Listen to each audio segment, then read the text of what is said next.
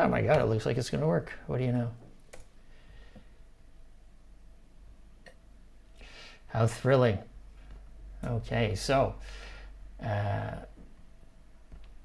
after weeks and weeks of technical issues, we're finally back online, streaming properly and so forth. Just have to click a quick button to let people know I've gone live. Oh yeah, son of a... All right, hang on 2 seconds. Didn't realize I had to do that. Apologies.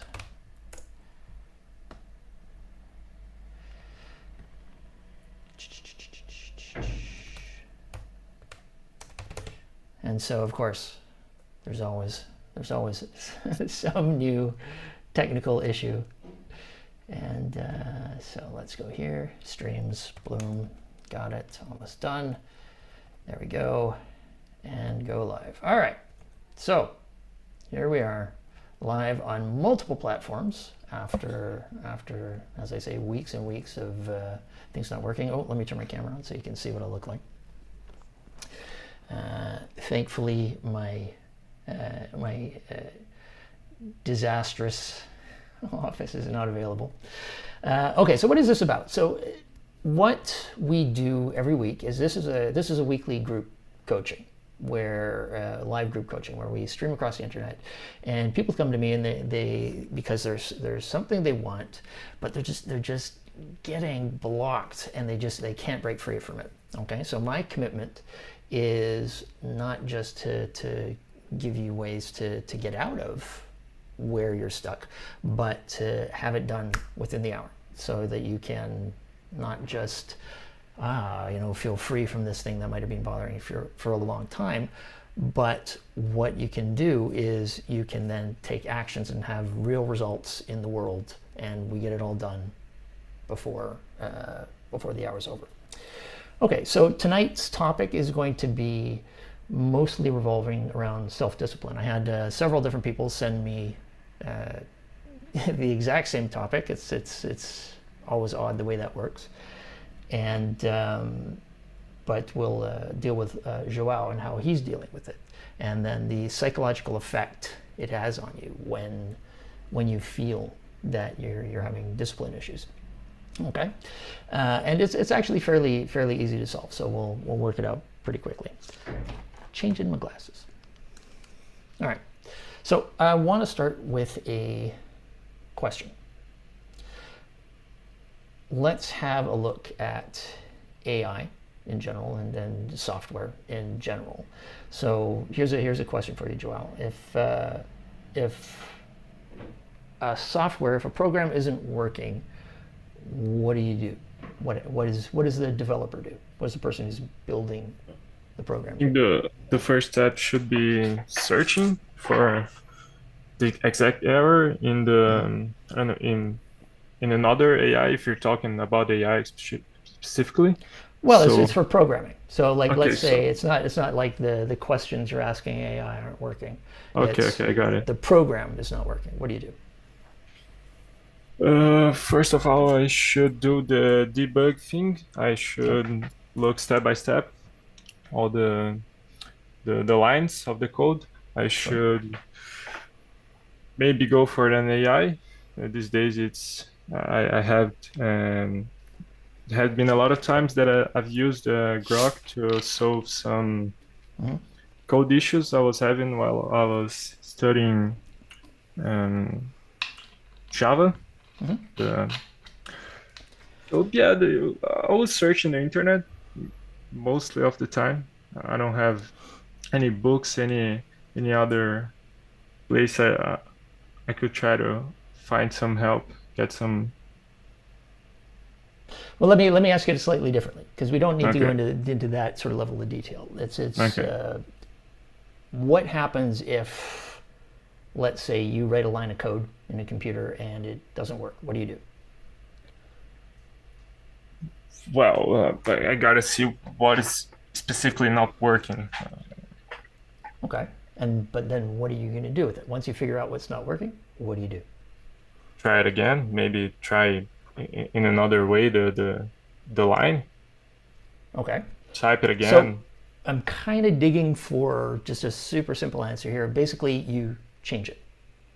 Yeah, yeah. That's If it at its doesn't work core. that way, yeah, If it doesn't work, you simply reprogram it. You change it. You take out the bit that doesn't work and you put in a bit that does work. And if none of it works, you throw all that crap out and then yeah, you put in new code, right? yeah. And my question is, why can't we do that with humans? Legitimate question. Why can we not change as quickly and throw out code and put in new code that fast? What do you think? Uh, Most of the times, I think we get, I don't know the word, like you spend so much time building the code and trusting that it's gonna work. It is the right way. You search for it. You show it your friends. So it's kind of hard to just trash it and start it again. So Sure, but here what the question is. If you can change something with a computer easily just by changing the code, why can't we just change the code in us? Why can't we change as quickly as computers? Why does it take us years of going to therapy or years of learning our own inner angst and the pain we had as a child, and then maybe we change and maybe we don't change? Why yeah, can't we change? that's actually a great question, and Hmm? that's one of my problems, to be Okay. honest. I'm looking for the answer. So Okay. Do you think it's possible that we could? yeah, I do think. I think I was able to change from one day to another Hmm. from in different times of my life, but Okay. it wasn't exactly something that I've was thinking about. It just happened. Sure. I Sure. felt it, and I just went and did the thing I wanted to do. I wasn't overthinking.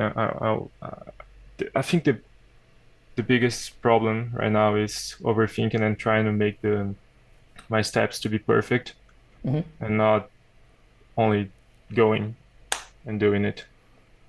Sure. I Sure. think, yeah, It's like if we want to come back to the computer analogy, you are hanging on to old code, yeah, yeah. I right? don't want to change the language. I don't want to, yeah, Right. Instead of just throwing this out because it sucks.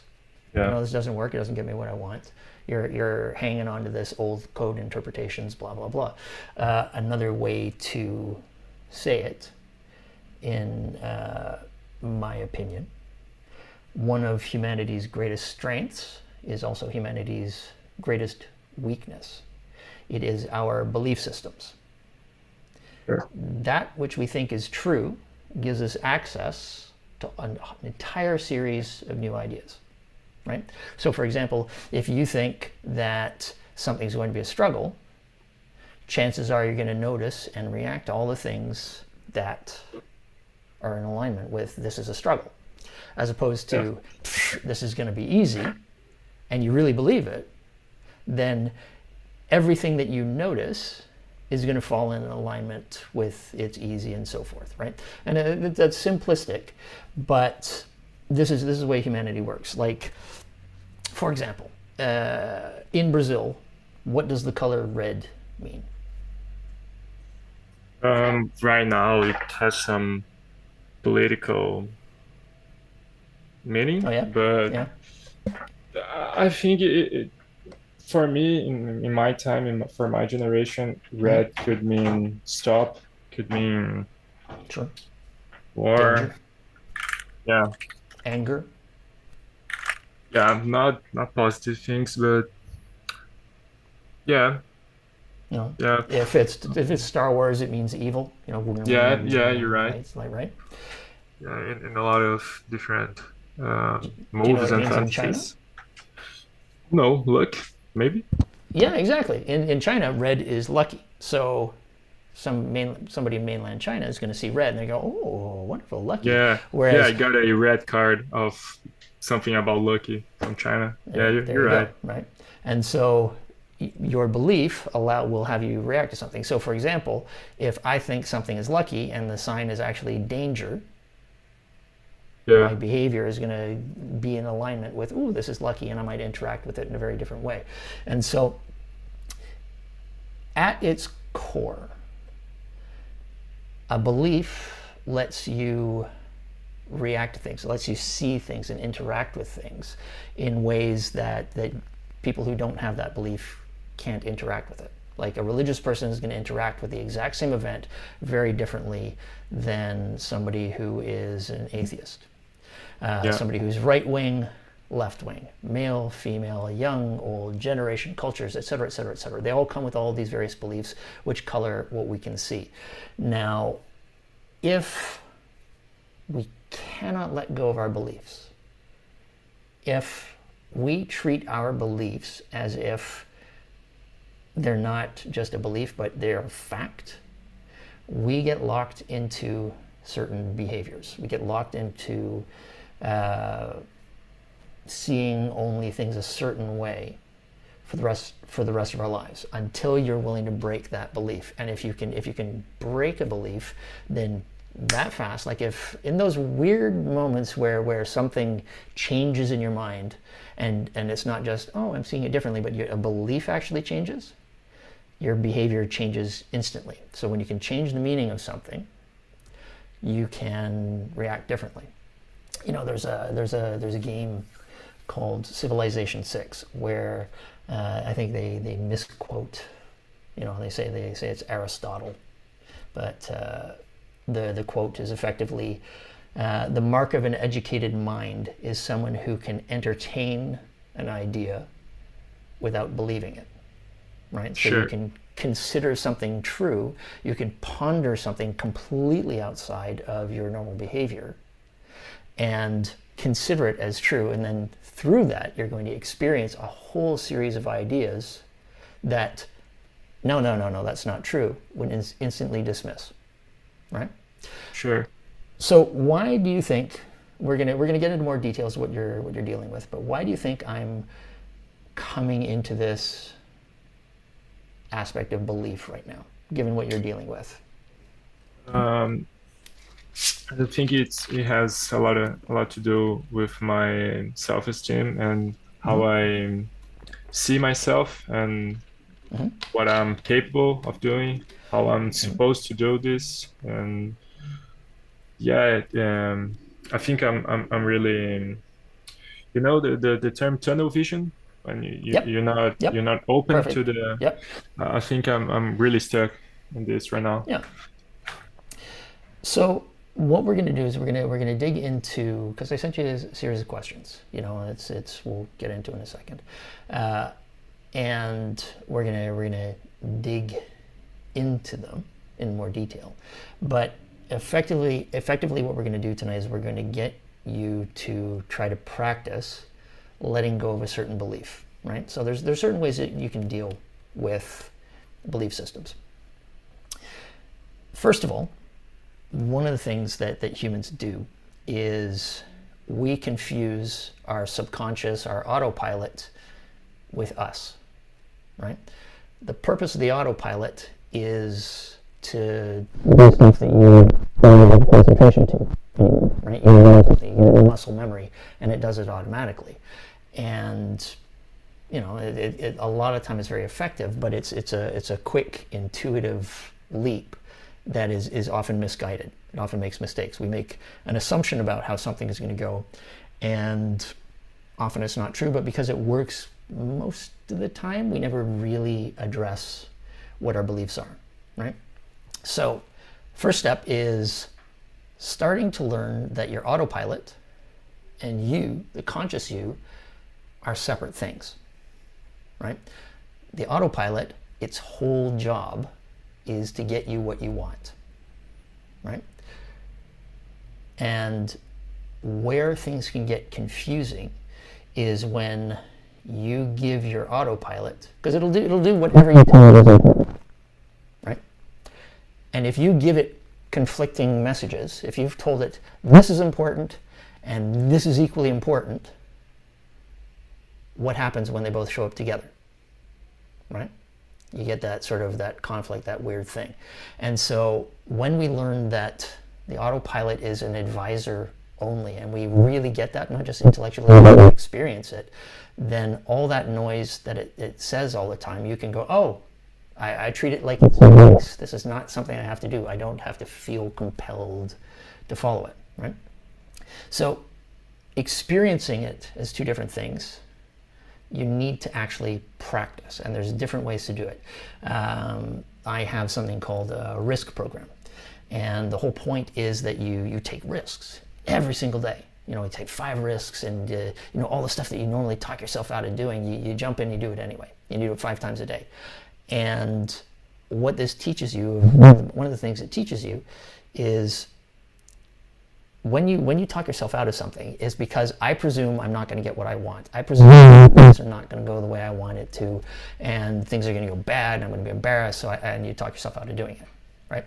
And so when you change your focus from that thing that you don't want to happen, or that thing you really want to happen, and put your focus all on just taking the risk, you know, your mind is still going to be chattering away, blah, blah, blah, blah, blah, blah, blah.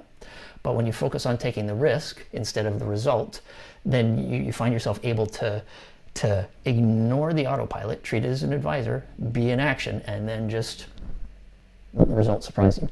And 4 out of 5 times the result is as good or better than you thought it would be, that you hoped it would be. Often very different though. And about 1 out of 5 times it's really terrible, right? So that gives you the experience just doing it, right? Because I can explain this stuff over and over and over and over and over and over, and until you actually do it and experience it, it's just a lot of this, right? So that's one thing, but that's like sort of a daily 3-week program. And so, okay, cool to know it's there, but it's not something that we can do in an hour. So that teaches you through experience that these 2 pieces are separate. Another thing you can do is I have a quick technique which allows you to bypass your autopilot. Your autopilot, because it's constantly trying to push you towards what it thinks you want, right? So we'll get into more detail when we go through your stuff, but let's say you want to go, say, I need to go to bed early because, you know, I need to be rested to do something tomorrow. Then your autopilot's going to go, but you had a long day. And it comes up with all these reasons.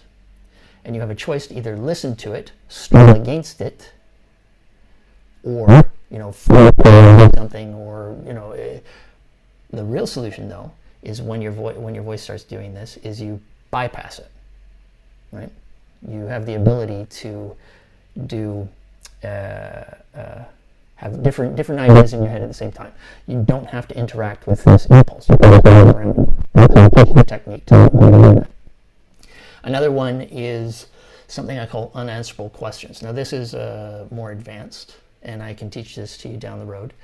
But essentially what you're doing is you ask yourself a question that assumes the positive, like, what is an opportunity in this moment that I'm not seeing? Right? You could have lost your leg. What is the opportunity that in this moment that I'm not seeing? And the first thing that's going to happen is your brain's going to go, there is no opportunity, this sucks. Right? It's going to tell you what you actually believe.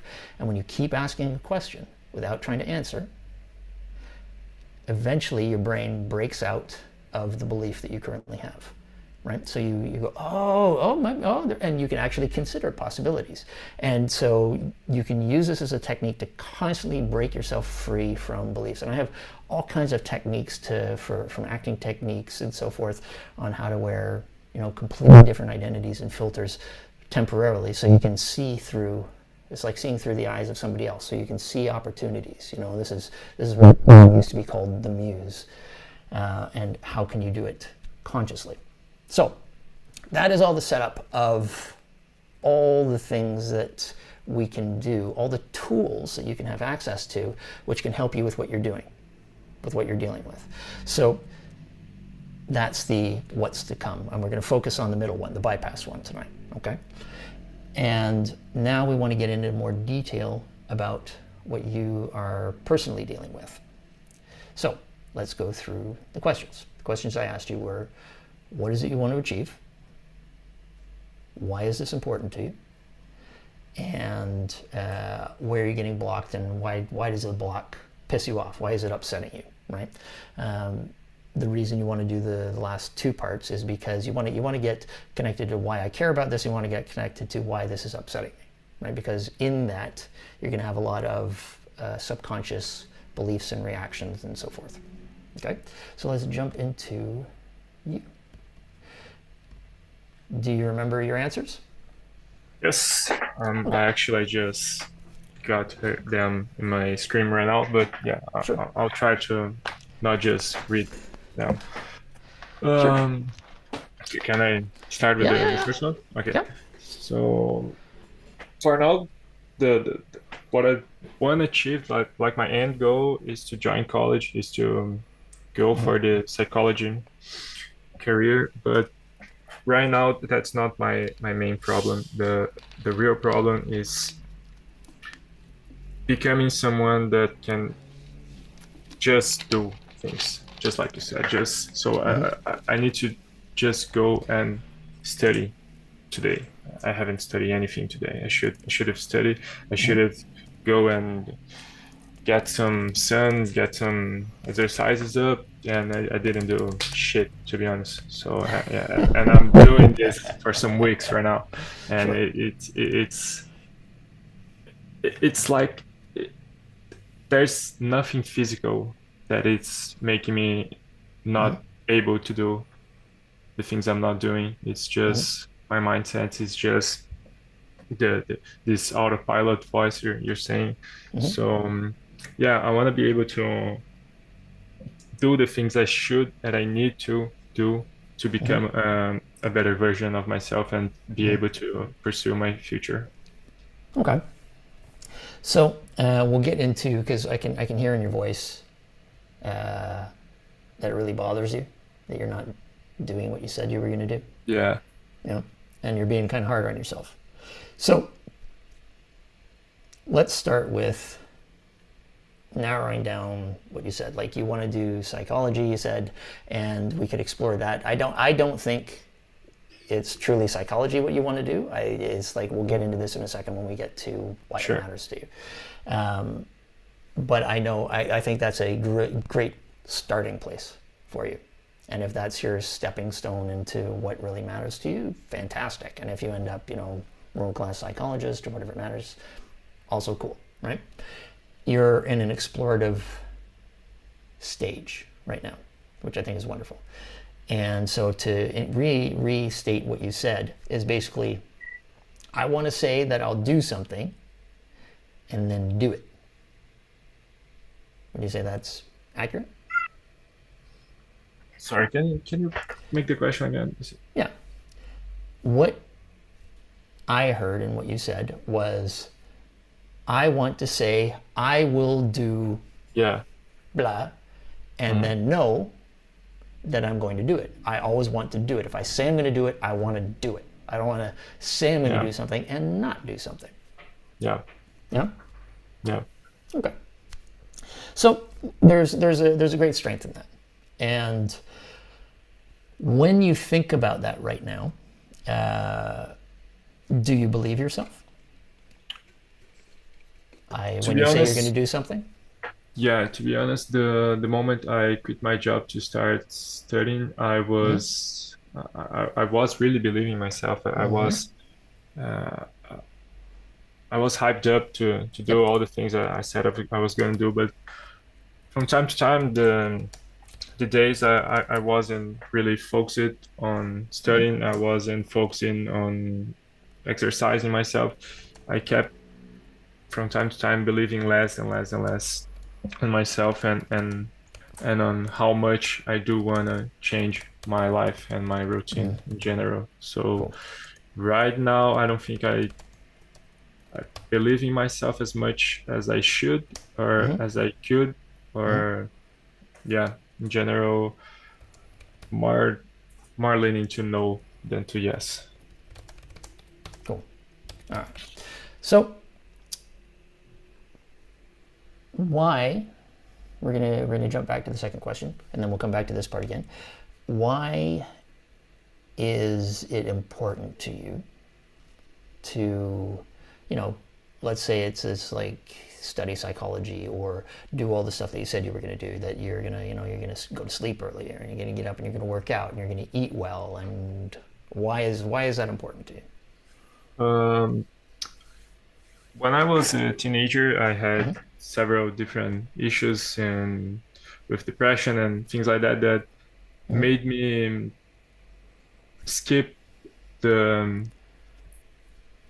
the school system that would allow me to become someone in a society, and have a normal living, have a job, have a house, things like No, that. I'm not. I need you to repeat that. Say that again. Okay. I'm not following. So Uh, you had issues when you were younger, yeah, and and then it made me separate my way from the standard social way to mhm.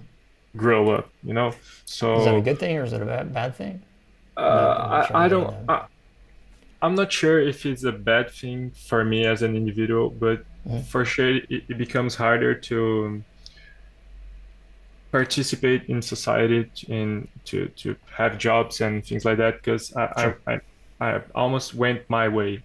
sure. For some time I wasn't going to school. I Mm-hmm. wasn't having a normal job. I was getting money from a lot of different ways. I was just Mm-hmm. doing the best I could with the best I knew, but Mm-hmm. I was really young. So yeah, now I can see all the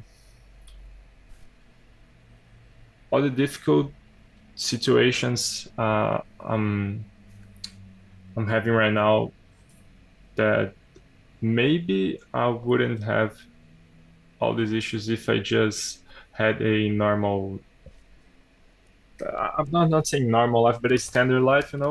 Sure, If I was just focusing on doing what every standard guy does when he's a teenager. So sure. now I'm that I want to have a Mm-hmm. job that I didn't want to. Now that I want to study and I didn't want to. Now that I want to have a healthy life, a healthy routine. Now that I have a girlfriend, now that I'm trying to live life, it's Mm-hmm. way harder to understand how you go and you achieve the things you want to. Because Sure. for a really long time, I wasn't trying at all to do all these things. So Well, I don't think I'm connected to a linear path. well, that's not bad. That's not bad, right? So, like, one of your greatest strengths is that you're independent. You're creative. You come up with your own solutions. When something isn't working, you always find a way, right? Right. Right. On the downside of that is that does not always make you a great team player. It doesn't make you, Yeah. you probably find the rules offensive sometimes and borderline stupid, right? Right. And in times when it would be better to get along with somebody, you're going to be in a position where you're more combative, and it's like, hey, don't push me, kind of thing. And so with all your great strengths, there's going to be a not an equivalent, but an accompanying weakness or negative aspect, and that's just the way it all works. Okay. Yeah. So, one thing before we jump back into why this is important to you is I want to throw in this, like you made some statement as like I said, maybe if I hadn't had all these issues, if I'd had a standard life, things would be different now. Did I hear that correctly? Yeah, but it's not like I regret the things Okay. I've lived, but it's just that it's like you said, I have to be way more independent to Sure.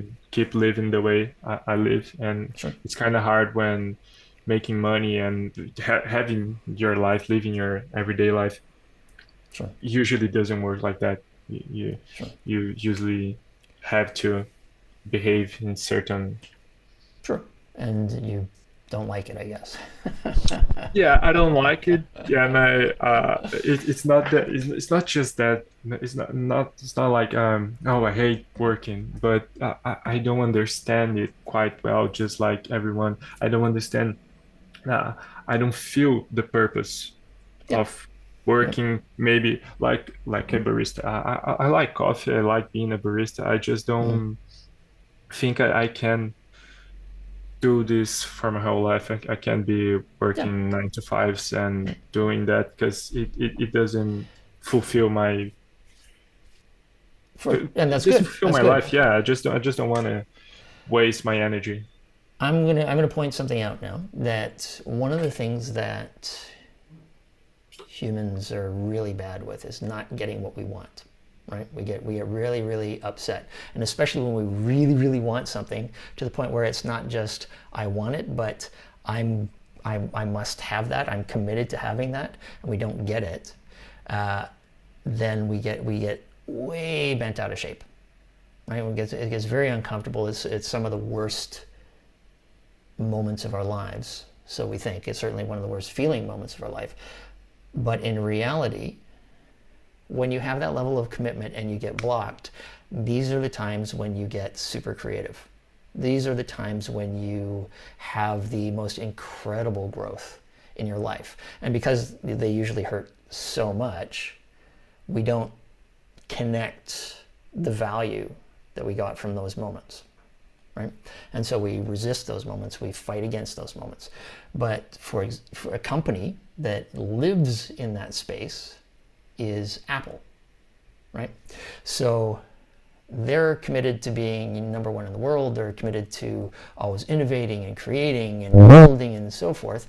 And so they could just sit and go, we're number one, we're great, but they always create their own problems. So they always create the problem of we're falling behind, we're only number 5, we're number 3, and we got to get to number 1, right? So because they're always in that space of inventing the idea that that things aren't working, they're always in this very creative space of building entirely new things, because these are the moments when you really, really, really want something and you're not getting it. These are the only times when you really go, okay, well, I got to try something different. I'm willing to learn something different. I'm willing to reevaluate what I think and break what I believe, right? And so when you can get the fact that as uncomfortable as what you're feeling is right now, this is a key moment in your life. This is the moment when, if we'd had a conversation about this like a year ago, you might not have been open to it. But because right now when you're in that position of I have a commitment and I'm getting blocked, you're in a space where I will learn. And like what I say to you will now no longer just be blah, blah, blah. It's now going to be something that you can take action on and do something different in your life. So you with me on that? Right. Yeah. Cool. So I want to get back to, again, we want to get back to the thing that moves you. And because one of the things that you said, so I'm gonna read what you said. So when you were talking about psychology, and you've always had a passion for understanding human behavior and so forth, you said, of everything I've done and experienced, studying and understanding the human mind has always fascinated me most by far. I've managed to improve many aspects of my own life and the lives of those close to me by putting what I learned into practice. So I strongly believe that making this my profession is the path that I need to follow to feel fulfilled and useful as a member of society. Right? Does that still resonate with you? Yeah. Yeah. Like, I mean, I read it poorly, but I hear the passion in it, and I hear what's important to you in that. And so I want to dig a little further in that, because one of the things that I hear is making a difference to other people, is contribution. Right. Right. Yeah. And so, without going into details, I want to see if you can see what the structure was. Can you think of a moment where you really made a difference in another person's life? Yeah. Okay. Like, without telling the whole story, can you, like, in 20 seconds say how it worked? like you can tell maybe about my girlfriend. She had lots of problems with believing she could stop just being depressed, stop being just in her bed and things like that.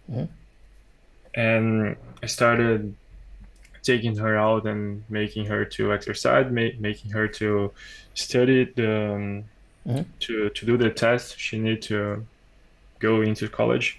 And from time to time, I kept telling her the keywords I needed to tell her, so to make her believe herself, to Mm-hmm. make her understand that she's a human being, and she's programmed to work in a certain way if Mm-hmm. she believes certain things, if she goes for certain things. So that's Mm-hmm. what's changed in her. So I just showed her how she's reprogrammable, if Okay. that's a real word. I don't know Yeah, if yeah, it it is. is. It is. It is. So It's yeah, yeah.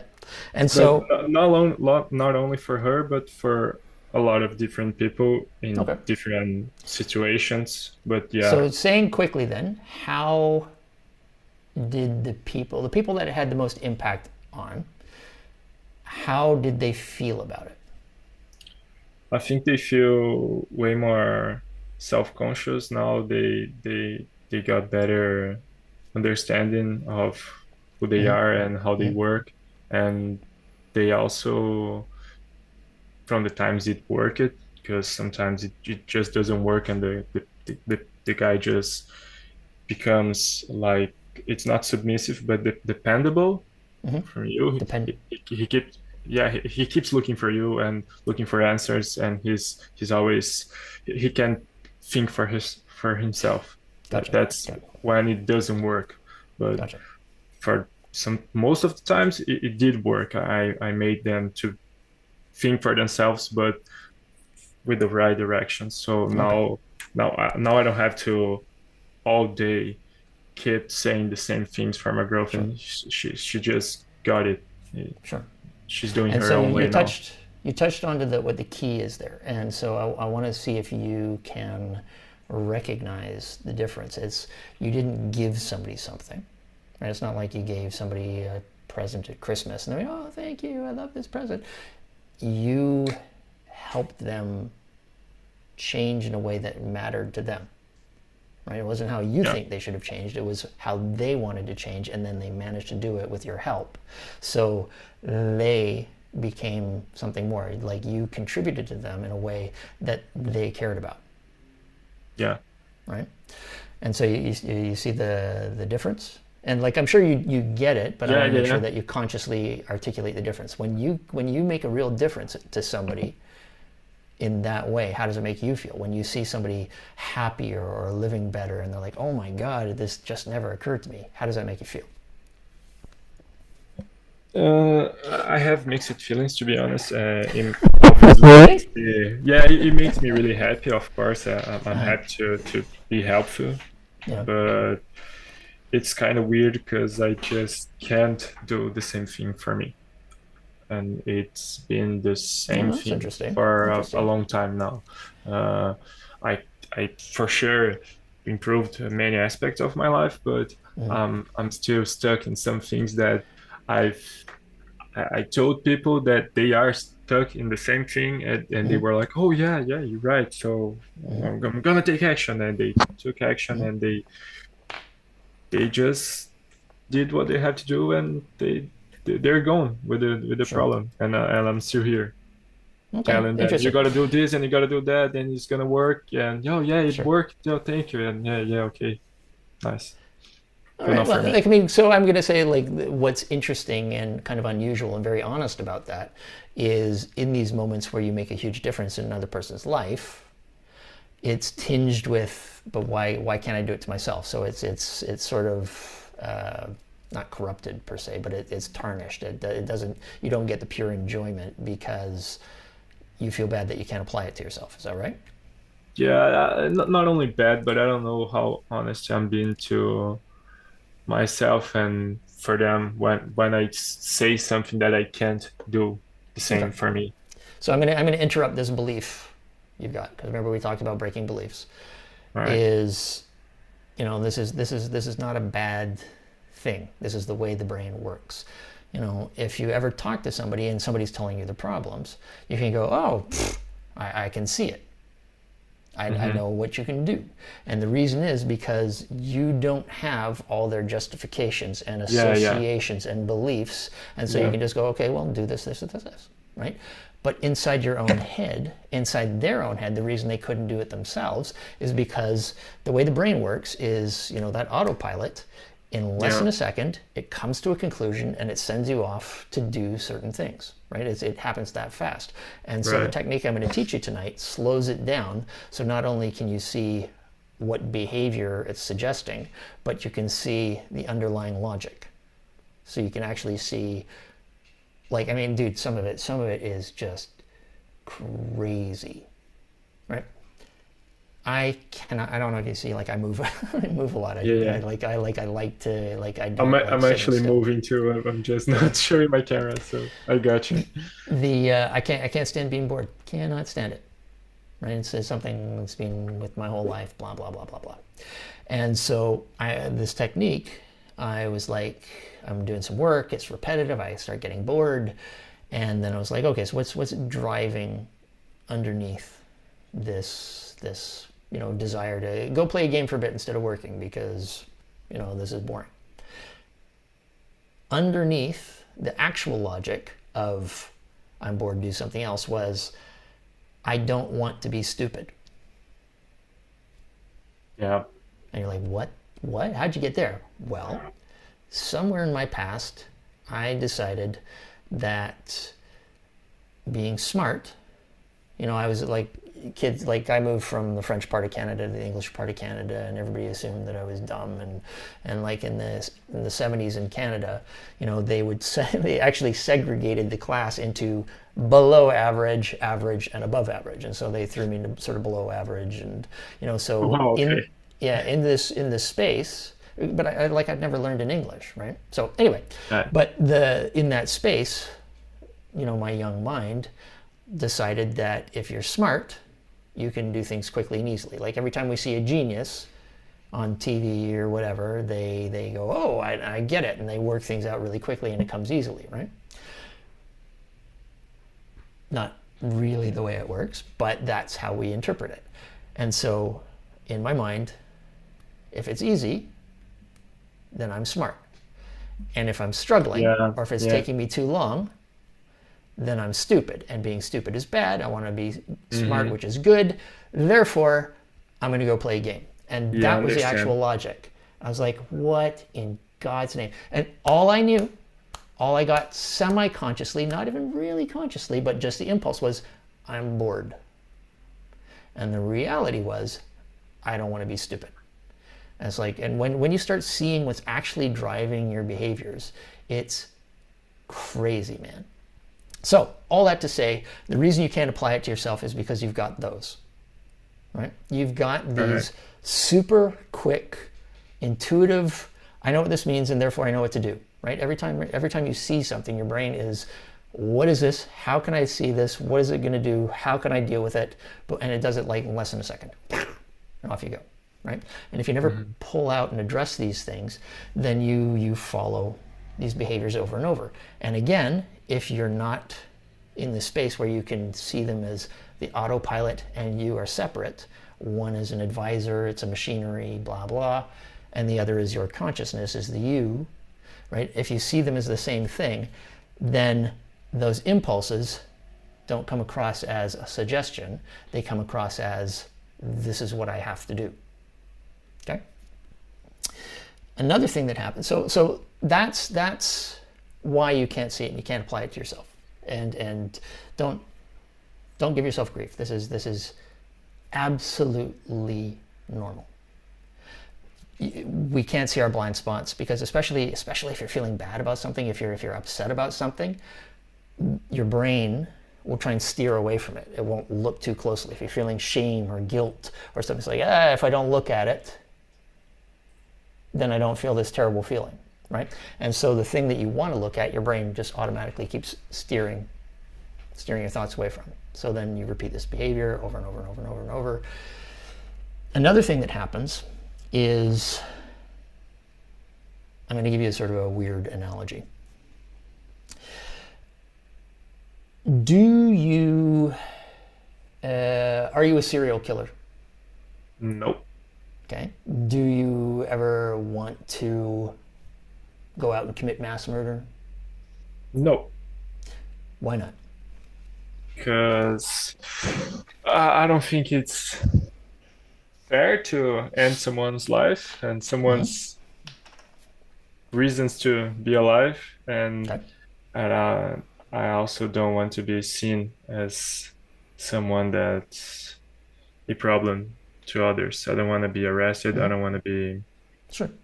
Got watched. a lot of Yeah, thoughts and associations and things around it. yeah. Now, the ideas in your head, like you've got this image of committing mass murder, why aren't you doing it? Why am I not doing it? Yeah. You can just repeat what you just said, really. Yeah, because I just don't think it's gonna be any good for me doing that. Sure. I think I'm gonna be arrested. I'm gonna be Sure. probably murdered too. I could get yeah, some Sure. family member could kill Sure. me. Some Sure. bad things could happen. And it's just not true, right? You can have a thought and it doesn't motivate you. The only thoughts that motivate you, that push your behavior, are things that you think are true, right? You're You right. are Yeah. firmly aware that you're not a killer, and so even if somebody goes, "Dude, you're a killer," it's like, psh, no. It's like, I mean, no matter how much the idea is in your head, no matter what horror films you watch, like you're not. It's not you. It's just a Yeah. concept, right? Let's come into your, I should get more sleep, or I should go to the gym, right? Do you believe that you have self-discipline issues? Yes, I do. Okay. I do. And therefore you do, right? You're And 100% right. the problem with this sort of thought process is how we normally deal with it is we try to, if we think we've got no discipline or we're pure chaos and we can't focus and so forth, the solutions we come up with is, I'm going to force myself to stop being that so I can be disciplined. Would you say that's about right? Yeah, it didn't work that well. No. And let me ask, let's dig into the psychology underneath that. Okay? You don't have to resist killing people and mass murdering and so forth because it's not true. So if you do have to resist something, or if you have to fight against something, or you have to try and make yourself do something, what is this thing you're trying to change? How do you feel about it? Yeah, I think that if I do need to resist this, it's because I do believe it's true, and Exactly. I'm already yeah stuck. Exactly. And so the instant you start trying to change something, fight against something, resist something, you are instructing your mind and your autopilot. Yeah, That is true, and that must be what I really want. And yeah, therefore, your subconscious goes, okay, cool, I'm going to try and help you get that. yeah, Right? And that puts you and your subconscious into conflict with each other. Boom, boom, boom, boom, boom, boom. So anything you fight against, anything you resist, anything you try and change, it automatically reinforces it in your mind that it must be true, otherwise I wouldn't have to fight so hard against it. yeah, And so unintentionally, by constantly interacting with this shit, we just reinforce the behavior over and over and over and over and over and over and over. Right?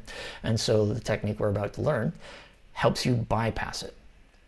Have you ever read a book or watched a movie or done something, you had a problem going on in your life, and then you did this other action or task, and for a little while you completely forgot about the problem? yeah. Okay? Did the problem go away? No, Did it mean the problem wasn't real? no. No, you just didn't engage with it. It's not, Yeah, I didn't fight it, I didn't suppress it, I didn't battle it, I just left it by itself and I did something else that took my focus. You know, it can be a romantic moment, it can be a book, it could be whatever. It can be an exciting moment driving a car really fast, anything. The human mind has the ability to completely block things out and not interact with them. And whatever you're interacting with will guide your behavior. It shows you what's important in that moment. It shows you what you can interact with. It shows you, you know, when you see something, then you go, okay, when I can see it, then I react to it. And when I react to it, I get results from it, right? So simply by not engaging with whatever that other thing was, you created a different world for that moment. Right. Okay? So this technique teaches you how to acknowledge that it's real, it's a thing, whatever. Thank you, brain. I appreciate that little bit of advice. And I'm not interacting with it right now. I'm going to interact with this other thing. So the reason why I asked you what the stuff was important to you is because I'm just going to say the shit that you say you want to do is really fucking boring. Right. The tasks, the going to bed early, the studying, fucking heavy, dude. And it's not that they're bad in and of themselves, but I know that you react to it that way. That's how you feel about it. It's like, Yeah. right? And that's because what you're focusing on is the task and not what doing the task means to you. Yeah. Yeah. So, you might be able to get here intellectually, but I want you to see if you can do it emotionally. Does going to bed early mean that you can change people's lives? It doesn't mean directly, and it could like reinforce my arguments if I want to make someone to go to bed earlier and become healthier. It Sure. could complement the argument. Sure. But you see how you had to sort of puzzle it Yeah. out and shit, right? Yeah. This is not what you believe. Yeah. No. And so, because you don't have what really matters to you connected to this, all you're seeing is the task. When you look at the task, when you think go to bed, you're not going, you know what, this is going to help me, make a difference in my life and really do something. That's not how you relate to it. You relate to it as, this is stopping me from getting the thing I want. I want to stay up with my girlfriend right now. I don't want to have to do what people tell me to do. I don't want to go to bed yet. I did a long day, blah, blah, blah, blah. So what you're reacting to in the moment is what you want and whatever your priority is, right? And when you look at the task, you don't view the task as what it brings you, what the reward it gives you. You see the task as the cost, as the task itself. And I got to tell you, most tasks suck. Like going to the gym until you get like super fit and even people go to the gym. Most people don't actually love the gym itself. They love maybe what the gym gives them, and maybe they love how they feel about themselves, or it's like, but it's uncommon for somebody to love going to the gym. You can certainly get there because you get this chemical release and so forth, but it's not common, right, for most people. But if you get and you really believe, I go to the gym and I feel fit and I get to, it's because I'm going to be an example for people, and, I'm going to be able to make a difference to them, and I'm testing my own boundaries, so I'm practicing. Because the other thing that matters to you is not just contributing to people, is your personal expansion, right? Yeah. So whenever you jump into a task that you don't like, if you look at it not as I have to have a specific result, but here is a task where I get to test my personal boundaries, where I get to stretch, where I get to grow, where I get to, I practice this, and it didn't work, but I learned something. When you do it like that, suddenly it takes on a whole different value, doesn't it? Yeah. All right. So when we do this, we want you to connect with what your real purpose is when you're bypassing. So what's going to happen is it's something I call reward and consequence. And I teach this to everybody, especially in the stage where you are, is because you are battling with yourself. And we've got to teach you a very quick way that you can just step around it and teach you so that you become aware consciously, experientially, that just because your brain says shit doesn't mean you have to listen to it. Right now, you've got it. So when your brain pushes you towards something, the truth, it's always a fight. And so we're going to teach you that no matter how loud your brain gets, you can go around it. Okay. So you would need a little book like this. Okay. And you just need like a pen and paper. And the whole point of this is so you can interrupt the negative behavior, the thing that you don't want to do. So first, you set yourself a goal. I want to go to the gym. I'm going to go to the gym. I'm going to do 20 push-ups after I speak to John, after we get off. Okay? Whatever it is. And the second your brain goes, I don't want to do something else, right? Here's my autopilot trying to get me what it thinks I want. What I really want is I want the benefits, the rewards from doing this. I want this personal growth. I want all this stuff. That's what I really want. But what feels real to me in that impulse, that autopilot, that very familiar neural pattern is, what a pain in the ass, right? So you look at, when you're writing the book, you have, this is what I want to do. You set yourself a target. This is what I'm going to do. And then every single time you get the impulse not to do it, doesn't mean you have a thought not to do it, but you have the urge not to do the thing that you said you were going to do. You pause. You write down what the urge is. It could be, I don't want to. I want to see my girlfriend instead. I want to do something else. I want to, whatever the impulse is, you just write it down in a single word. Okay. And then, by the way, the thing I'm about to explain is going to take about 8 minutes to do. The actual process of doing it takes about 15 seconds. So you write down, you've got your target, this is what I want to accomplish. Then you write down the impulse that every time it comes up to not move towards that thing. And then you look underneath. Okay, so why don't I want to? Right? Dude, I was dealing with this seriously today. And like some of the crazy shit was, let's see if I can come up with it. It's like I don't want to is because it's not fun, right? Okay, so that doesn't seem a lot of thing. But when I look underneath, oh yeah, the fun thing, because, okay, so if it's not fun, then I know how to, because I've got enough techniques, I know how to create fun in a non-fun aspect, right? So I've got all these shortcuts. Another one I had today, I don't want to, is because I should never have to do anything that I don't want to do, because if I do, then I'm just a slave, I got no self-will, and like, meh, right? So you see what the real logic is under the I don't want to, and you just jot it down in 2 words, right? Right. All right, so now you've identified what your autopilot is telling you.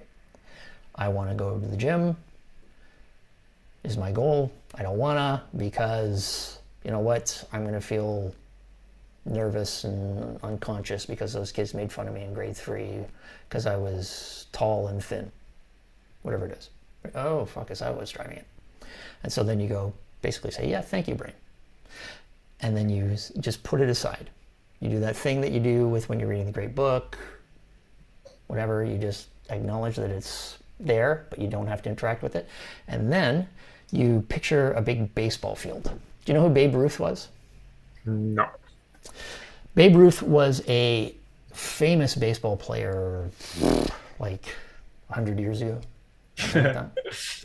90 years ago, and he was famous for, I don't know how often he did it, but like he pointed at the outfield, basically saying, I'm about to hit a home run, and the crowd would freak out, right? Sometimes he did hit a home run, sometimes he didn't, etc. So points at the outfield. This is what you do. Is you picture the baseball field, and if you want to put it into football, Brazilian football, whatever your sport is. But you basically point at it, and this is you're pointing at your purpose. And you're reminding yourself what really matters to you. So, if it was go to the gym, what is your purpose? Why does it really matter to you? Do you want me to say so? Yeah. I think the times I was more active, like exercising and other things, I was way more confident. I was way more aware of everything around me. I was way more active while studying, while talking, while I was doing stop. all my days. Okay. Got it. Okay, so here's what I hear that matters to you. Like, yes, you had the confidence, and I think that would partially come from, just feeling good in your own body. Yeah. But the piece that I heard is it made you smarter, made your mind sharper. Yes, 100%. And that is one of your key motivators, is right. you. And so knowing that, you go, you know what? This is what matters to me. And you point at it, and you Right. visualize the things that really matter to you. I want that bit where my mind is clear. I'm doing the things so I can break free from these limitations. I'm pointing at this like, pardon me, don't do breaking free from limitations, because that's bringing the negative shit in. You point at, you know what, I make my choices. I'm a free man. I do what I say I'm going to do. This is what I care about. My mind is sharp. Whatever matters to you, you want to connect to it so you feel it. You with me? Okay. So I want you to be doing this with me, even though I can't see it. I want you to do it with me. So you're pointing at the outfield, and you're connecting to your purpose. Right. Okay. Now you feel what really matters to you, why exercising matters, not the whole I gotta go to the gym shit. Right. Yeah. So you see how it's different already. Yeah, it is. Right? And so you point at the purpose, and then you picture the ball coming in, and you hit that ball.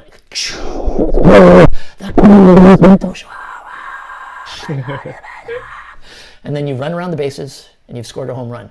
And so what you've done is you've smashed through anything that was holding you back, and you've connected to the thing that really matters to you, and you're feeling great about it. And then the thing that you have to do the moment after you've connected and hit the ball is you then have to take one immediate action, right? Because what you're doing here is you're creating a new neural pathway. You're creating a new association for yourself.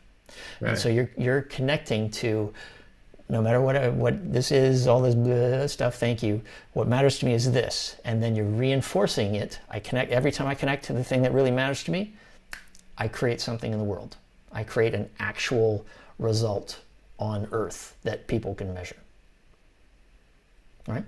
Right. So you connect your purpose, sharpen blah, blah, blah, and then you do anything in alignment with the gym. Either you actually go to the gym, or if you can't get to the gym, you do 20 push-ups, or you eat a healthy meal, or like a salad, whatever. You do something in alignment with your fitness and the purpose and the sharp brain. Yeah. Right? And it can take 5 seconds, it can take 30 minutes. It's just any action that moves you closer to that thing that you care about. Something that somebody standing outside can say, yeah, he actually did that. I saw that. That's something that really happened. This has made an impact on Earth. This now exists. Right? So connect your purpose. Joao. Take an immediate action. And then, after you've done that, to really reinforce this behavior in yourself, what you want to do is you want to then congratulate yourself. You want to celebrate. Because consider, in reality, what you just did is you had the impulse to listen to your autopilot for whatever fucking lame reason it was giving you, right? And had you listened to it, your life would have gone this way. Yeah. It would have been along that path. And so instead of listening to it and going along that path, you pointed at your purpose and you went along this path.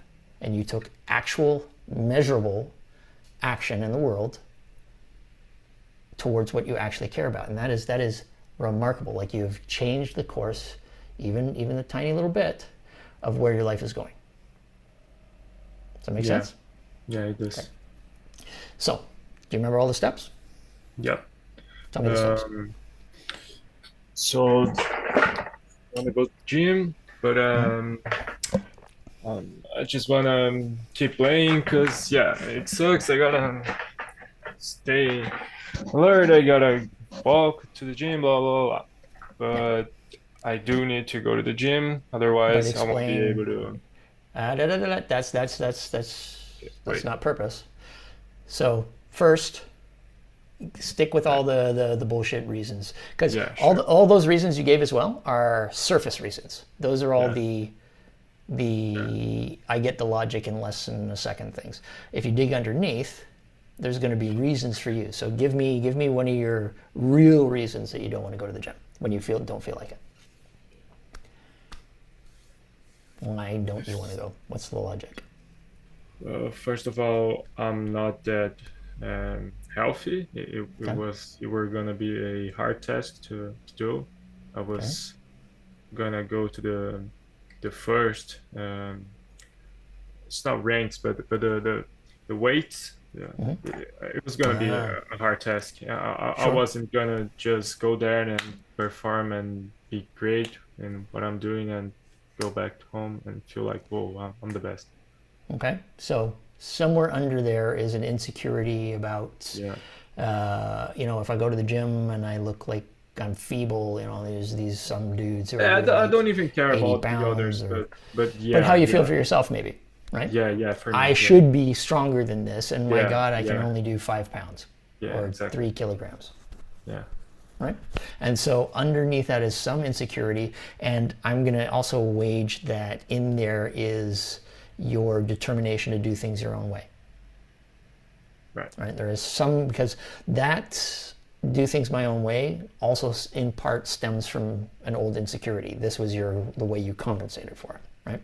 right, So in there, when you feel insecure, in there when you feel bad about yourself or something, you're like, well, I'm going to do it my own way, right? So there's going to be that independence, freedom thing that shows up as well.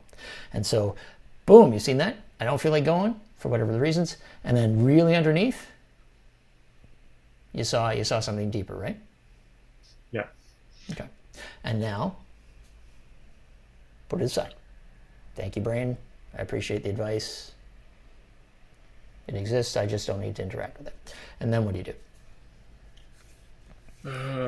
what I should do is to remember the real purpose of going to the gym, the real Right. thing I'm trying to achieve. That it's not just going to the gym and lifting heavy shit. It's just it's way not the word, but it goes a long way. Going to the gym is just one step to becoming better Sure. All in very a logical. whole. Like this you've got a habit right now of sort of justifying and explaining things. Right. And that's not bad, Okay. It's just this is in this moment, this is you connecting to the emotion. Okay. It's not I should or have to remember or blah blah. It's this is why it matters to me. And you point at it and you look at it and you're connecting with that future as if it's a real thing. You and I, we know each other.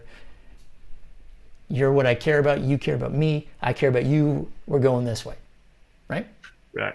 So Right. you're connecting to... So I keep thinking too much and trying to justify too much, and I should just go straight to the emotion. to the point. Yeah. Okay. Connect to the emotion. So you connect it, Sure. because like even if all those words help, as long as you're feeling present to your purpose, right? Right. In some moments it's going to be, you know what, I know if I do this, it's going to really make a difference to my girlfriend, or it's going to make a huge difference to somebody around me, and it's going to contribute because I can see they're not going, and if I don't go, they won't go, and so I'm going to go, and Right. I don't want to, but I'm going to self-sacrifice, and that matters to me. That really matters to me, so I'm going to do it for somebody else, right? So contribution is one of your things, the sharp mind is another thing. So whatever it is in that moment that your purpose is, you touch that and you want to feel it. What matters to you? This helps me get that. Going to the gym helps me get that. This is my real purpose, Right. right? Then you hit the ball, home run, because you're pointing at the outfield, I'm going to hit a home run. Then you do hit the home run. You're breaking through your resistance. You run around the bases. Home run, Joao. Oh my God, he's amazing. And then what do you do? I congratulate myself. What? One step before that. Oh, so you're still talking about running. So I should immediately go to the gym and do the things I should do. Any action, yeah. exactly. And if it's Yeah. go to the gym, awesome. Because you've Yeah. now bypassed the resistance and now you're in action, right? So you're not listening to the bullshit. You're now listening Yeah, I'm to confronting it. Yeah. what matters. And suddenly when you look at your purpose and you go, this is the reward I get, this is what really matters to me, the task, the going to the gym becomes, well, of course I go to the gym. If going to the gym gets me that, of course I go, right? When you Sure, only yeah. focus on the task itself, it sucks, you don't want to go. So of course I go. Then you take any action that gets you in the way, you pack your bag, whatever, you high five your girlfriend, woo, I'm going. Whatever it is that gets you on that path, then you congratulate yourself, you celebrate, right? Now, Right. one of the things, we're going a little longer tonight than normal, but two last things is, here is something that I've taught this, I've taught this to many people, and nobody has ever done this properly, right? A lot of times when they do the tasks, they skip parts, but the part that's also important is, anytime, if you really want to reprogram yourself quickly, anytime you feel the impulse not to go, you do it. Today, because I really didn't want to work, I had to interrupt my work 5 times, 8 times to do it and point and reconnect to why it actually mattered to me, right? So every time you get the impulse, you stop, interrupt, and what happens is, you're now learning to catch the negative impulse. You're now starting to consciously recognize that thing, right? And it's annoying as hell. Like when you do it, like, dude, when I first started doing this, the I don't wanna thing was so loud in me. Like, I had to do it like 100 times at least in like an 8-hour period, and it just pissed me off so much. Because I interrupted myself every single time, and I did an appointment. It's like I'm pointing and it feels great. And you take immediate action, it feels great.